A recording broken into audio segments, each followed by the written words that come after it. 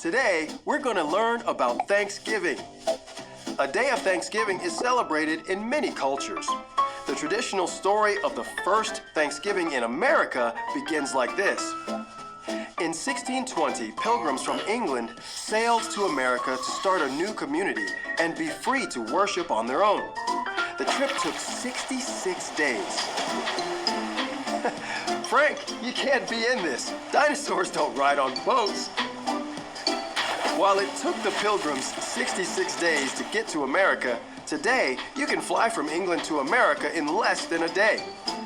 When the pilgrims arrived, they were shocked when they were visited by an Abenaki Indian who spoke English. He introduced them to a member of the Pawtuxet tribe. His name was Squanto. Squanto spoke English too. Squanto taught them how to fish, grow corn, and get sap from maple trees.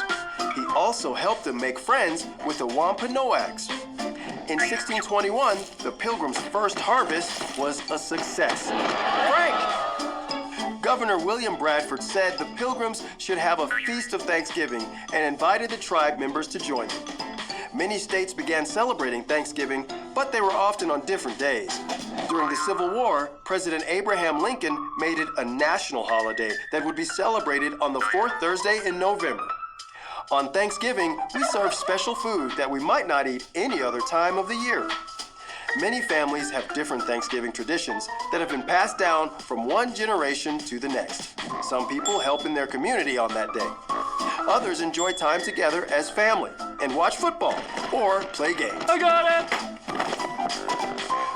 What do you do on Thanksgiving, and what can you be thankful for? See you next time, and keep learning. I got it!